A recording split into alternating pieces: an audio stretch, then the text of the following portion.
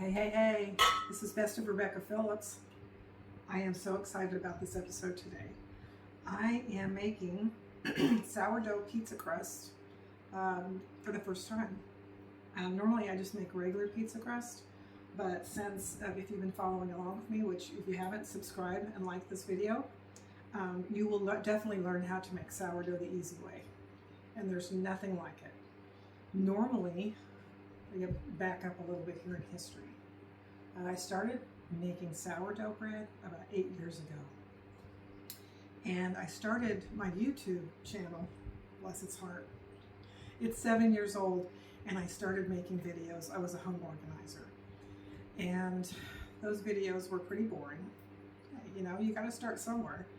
And I moved over to Instagram, and I really built a following over there. I have about 40,000 followers. So I spend a lot of my time organizing, doing do-it-yourself projects, try to make life simpler for everybody. And there's a lot of hype out there about how hard it is to make sourdough. And there is a learning curve, and it is a process. But once you reach that learning curve, like anything else that takes some time, it's just like second nature, and you don't want to go back. It's so delicious. So over time, over the last 8 years, I have really built that skill up and my following on Instagram, and I decided to come back here because I wanted to build a community here that I could share all of the 8 years of experience and all of my studying and practice, try to teach people the easier way and the fun way to make sourdough. So today, let's see if I forget anything.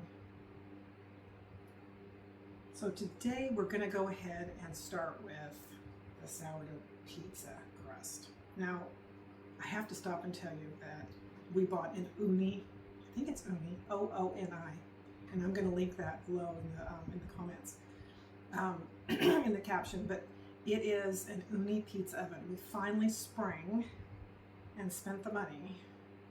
You know, we drug our feet. Oh, do we really need a pizza oven? No, I don't know. I don't afford it. I'll just cook in the oven. No. This pizza oven gets between 800 and 900 degrees, and it cooks a pizza in 1 minute.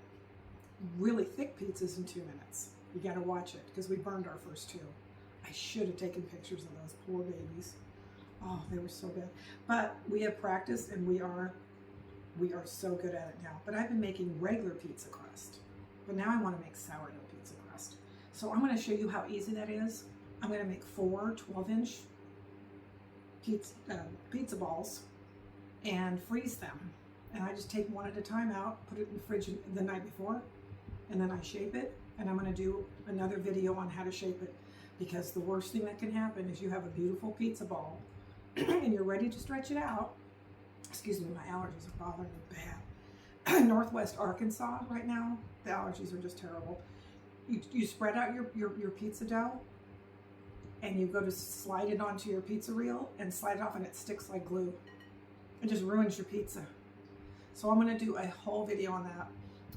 It's not very long, it's only going to take a few minutes, but how to prepare your pizza dough to go into the oven, and it slides right off into the oven and goes right back on. So without further ado, let's get started.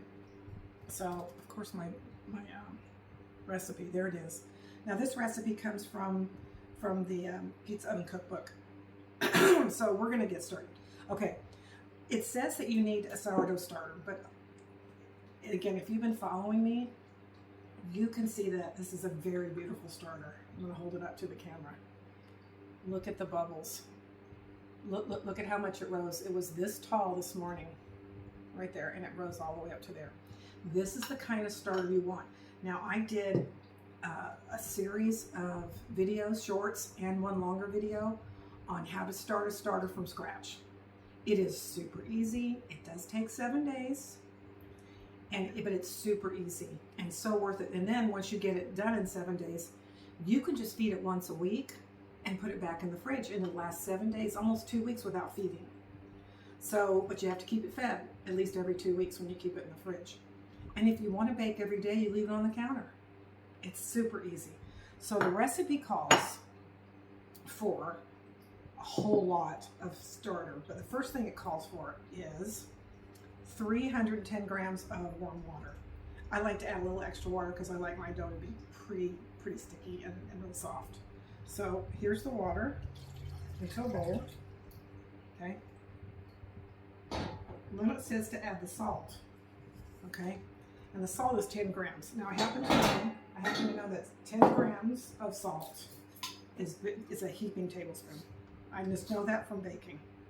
Okay, so we're going to put the salt in. Now salt can inhibit the formation of gluten. Since we're not making sourdough bread, we don't need to worry about a rise. Okay, so that's not going to bother us. Normally, if you're making sourdough bread, you add the salt after you coil fold, which is like an hour into the process. Okay, so it says to mix that. So we're going to mix that. Okay, and then it says stir. See, this is the first time, so I'm having to read to you too. Now we add the 200 grams of starter. And that's a lot of starter. So the easiest way to do that is to you need to scale. Okay.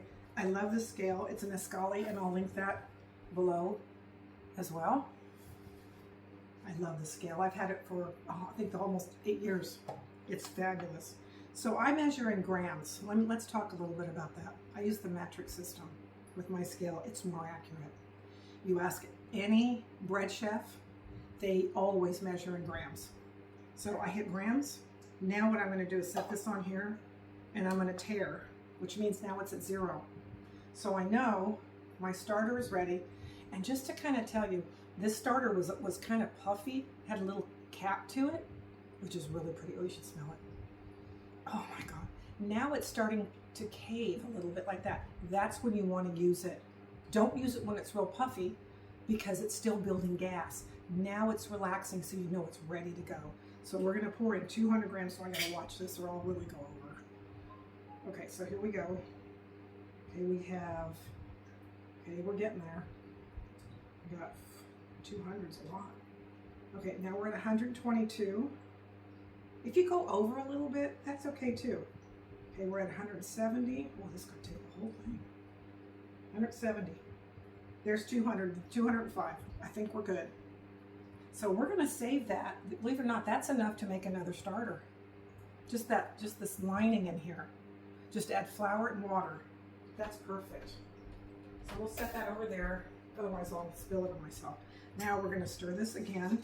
Because what you want to do in between each step is you have to incorporate everything so the flour doesn't lump. Okay? So we stir this up. Okay? Now we're going to add 2 types of flour.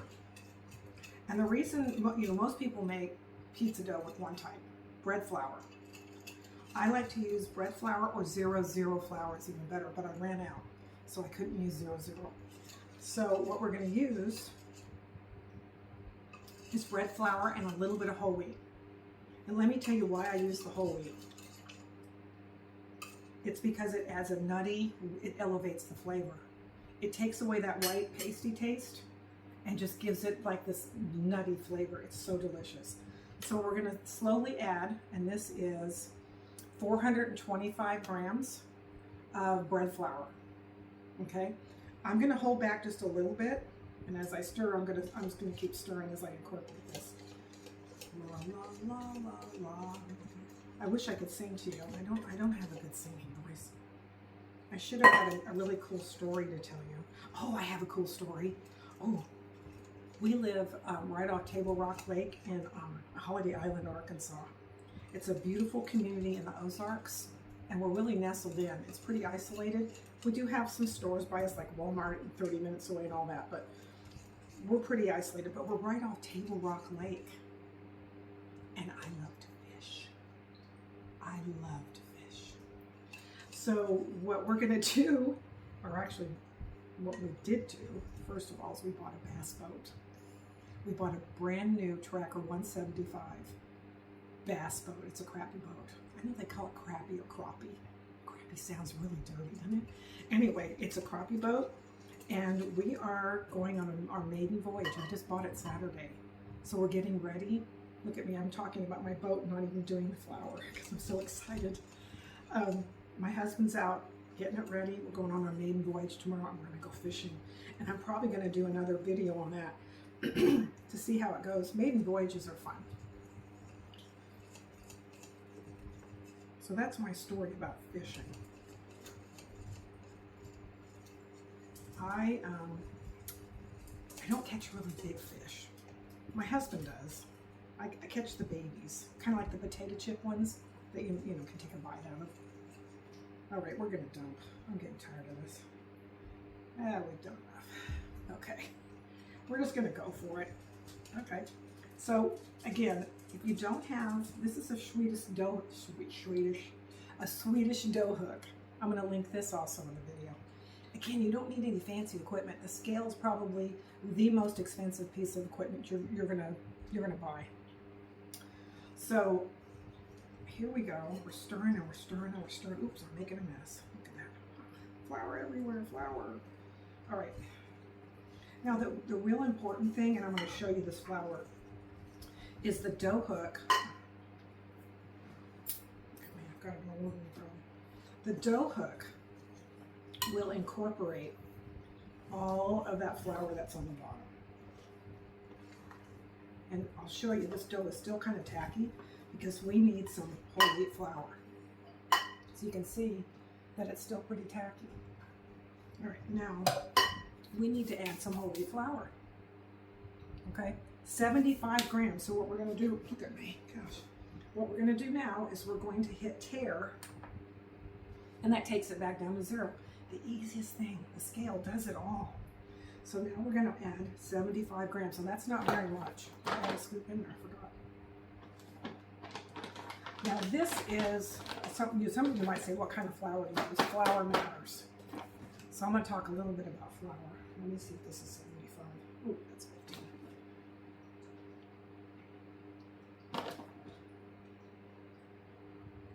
And 53.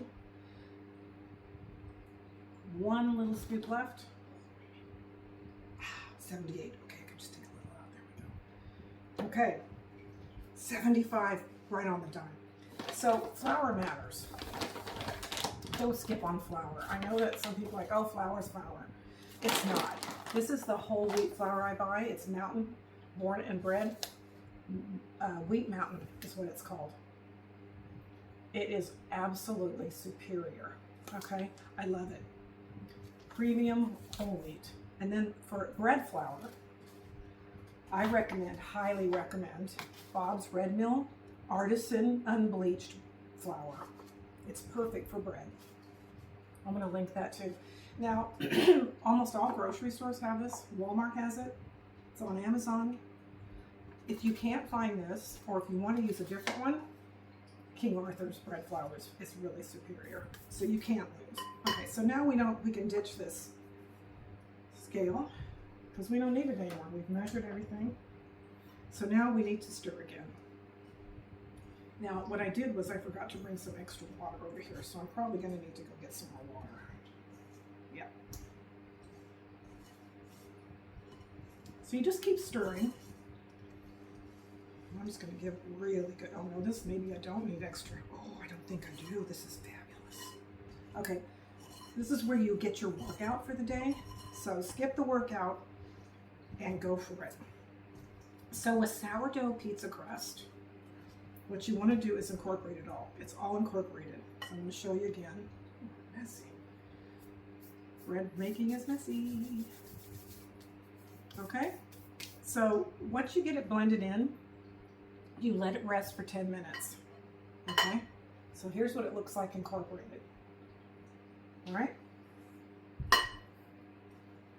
So once we let it set for 10 minutes and it's rested, you dust the work surface and flour and knead the dough. Now, what you can do, you can knead by hand, or what I'm going to do is I'm going to use the KitchenAid. I'm just going to knead it for about 10 to 15 minutes. This really has to be kneaded in order to be strong enough, in order to spread out and actually be strong enough for the pizza crust. Then once I get it blended or mixed for 10 minutes, 10 to 15, I'll probably do 10.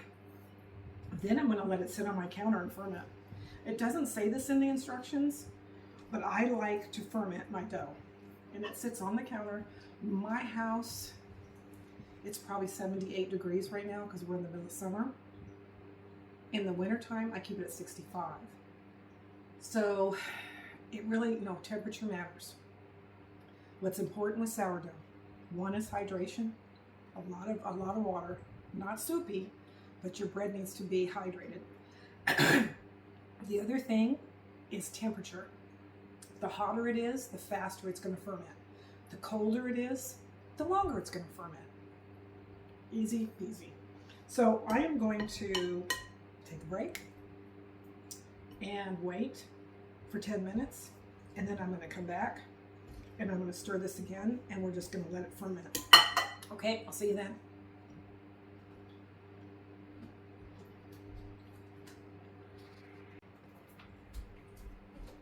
Okay, you all.